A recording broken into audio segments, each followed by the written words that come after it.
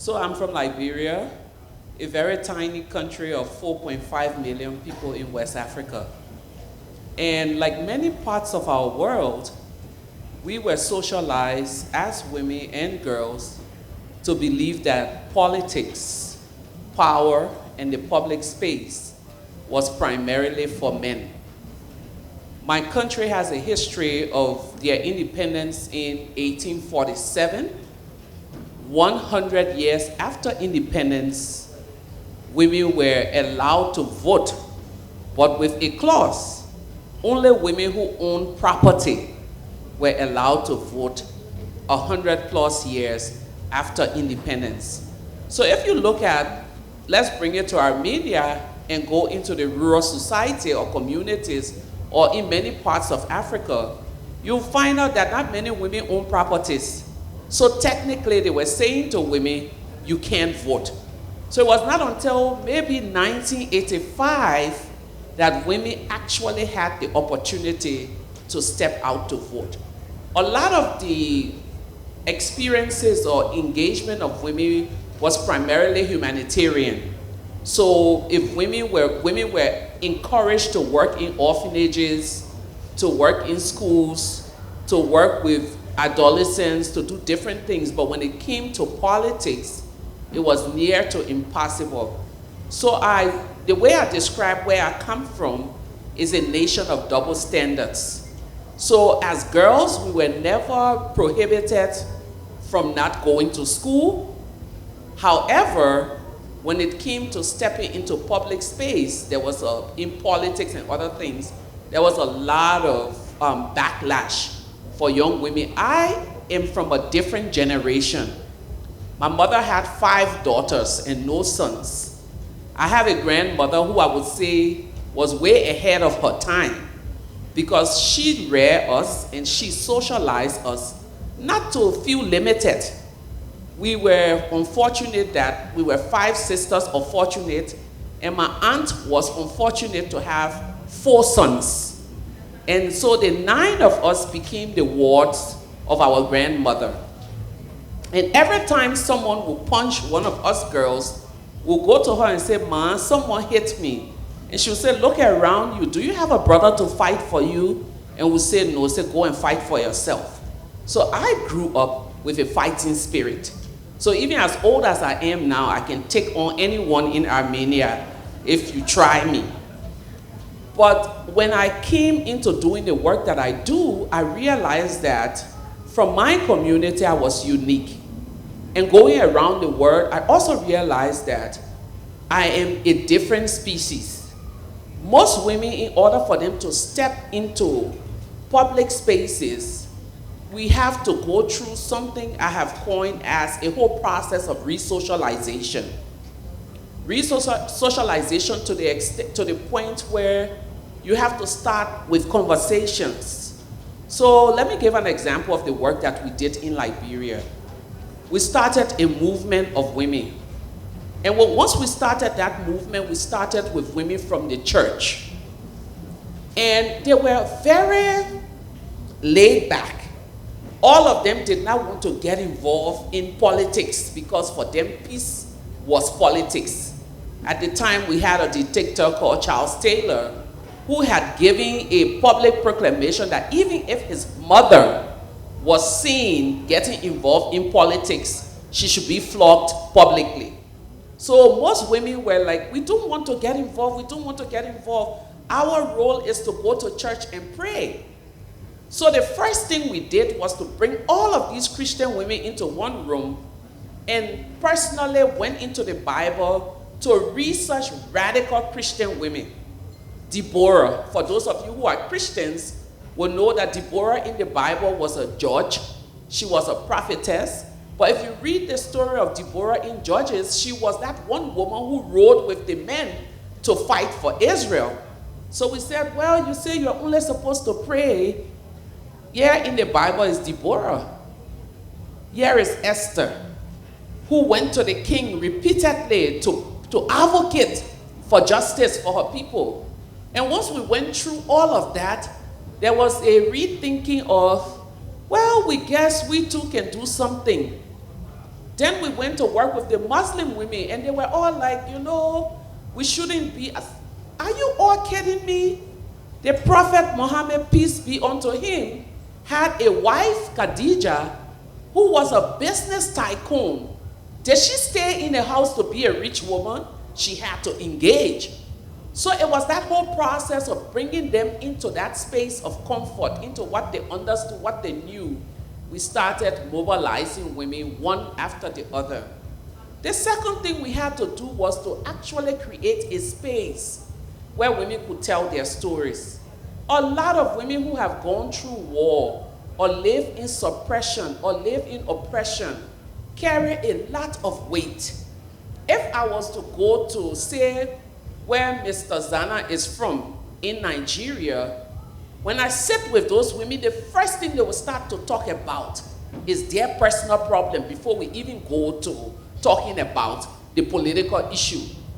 If we go to Myanmar, and I was there a few years ago, the women wanted to only talk about those things that were impacting them. So in order to engage, it has to be helping them to exhale. That's a process that's, let me tell my story, breathe easily, then I'm able to talk about peace, then I'm able to talk about, in the absence of a space, these women will still function, they will still do the things that they're doing, but once you create a space, a safe space for them, they will talk about things. Once you've done that, and the way I describe that process is, imagine you have a sponge. If you take that sponge and dab it into water, it absorbs. If you put it into a muddy water, it absorbs. And this is what women who live in conflict contexts and very difficult situations have become. They absorb all of the problems because they don't talk about it. So over time, it's almost like when the sponge is soaked, it's very heavy. In order for you to engage in any kind of peace work, you have to be able to squeeze out that dirt to be able to do that. One of the things I always say in my advocacy, you cannot give what you don't have. Dr. Tom cannot give the kind of calmness that we see if internally he's not calm. You can't give love if you carry a whole bunch of hate in your heart. So for most of these women, we have to get to that place where they're able to tell their personal stories before they move on. And once that kind of personal healing has taken place, the next thing you see is a bunch of unstoppable women. I met a woman in 1998, and she came to that first meeting we had with wives of pastors in white from head to toe. At that time, a research had been done in the church that I went to that a vast majority of the women who were wives of pastors, lay leaders, clergies, and all were the most abused women in the church. So someone came and said, let's work with these women. The first day we walked into the room, I asked one of these women, the one in white, so if your husband is beating you, what do you do? She says, pray about it. If a member of your church is being battered by her husband, what will you do? She said, pray about it. And then the question was, but even the Bible says faith without work is dead. So if you keep praying, everybody will pray to their death. So we started working with these women. Today, that woman is not only an advocate in her community, even though she doesn't have an education, but she is the one person that can challenge the police, the justice structure. She has a group of women in her community where when rape happens, she sends these women to collect the alleged perpetrator, and then they investigate that person before processing them. So they have their own court system. But this is someone who 20 years ago came from a place of saying, pray about it, to a place of re-socialization and believing that I am able to do it. So where does this lead us today in the work that we do as we talk about Aurora, as we talk about awakening humanity? I think our role as women who have found ourselves is to begin to work with young women.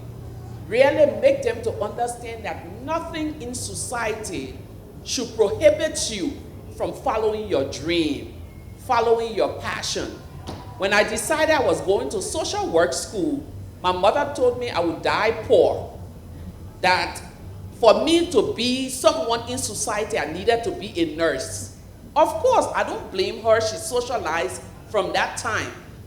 I went to social work school. I started being an activist. And in 2011, when I won the Nobel Peace Prize, I said to her, you see, I don't think I'm going to die poor. But it is because I follow my heart. So to all of the young women in this room, if you follow your dream, follow your heart, follow your purpose, it may not be the most admirable in your society, but if that is what your inner person is telling you to do, you must follow it. So to power women, to power the world, is basically walking alongside women and telling them that you can make it, you can do it, helping them to see that there are other strong women who have done what they've done, and they too can make a difference. I have 8 children from 27 to 7. 8. I have over 526 students that I support directly and indirectly with different scholarship programs. But I do different kinds of work, from going into conflict zones into other things. The one thing that I say to anyone, the one thing that keeps me going is my faith in God. I believe that I'm doing God's work. I'm not doing man's work, I'm doing God's work. Because you see, at the end of the day, the Nobel will fail, every other thing will fail. If you, God forbid, something happens to you, that medal that was given at the Nobel ceremony or at the Aurora ceremony is not going to speak for you. It is how many people you've left back, that you touched their lives, that you transformed their lives, that will speak for you.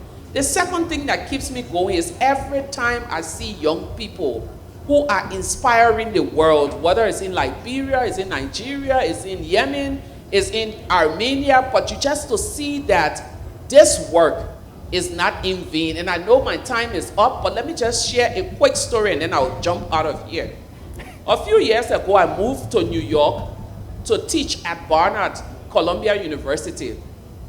And one of the days I was late for a meeting, and I was very late for the meeting. And the African in me was running. I'm late. I hate to be late. I don't want to be the stereotype of an African. So as I was going, I see 3 black boys going into a nail salon. I'm wondering in my mind, why are they going to a nail salon? I go and stand by the door. I'm late for my meeting, but I'm still finding time to be a gossip. So as I stand, they come out of the nail salon with a pair of slippers. The story is getting interesting. I want to know what they're doing with that pair of slippers. My meeting is in this direction. They are going in that direction, and I decide to follow them. So I follow them, and what I see is the most unbelievable scene. These 3 black boys had seen a white old man whose pair of slippers was broken. They were about 15, 16. They don't ask him any question.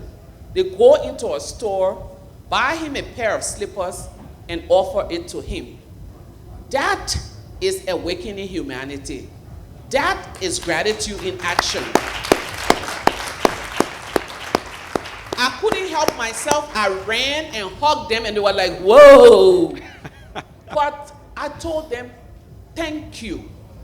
And those are the kinds of stories that I look for to inspire me. May we all find stories like those to keep Aurora alive.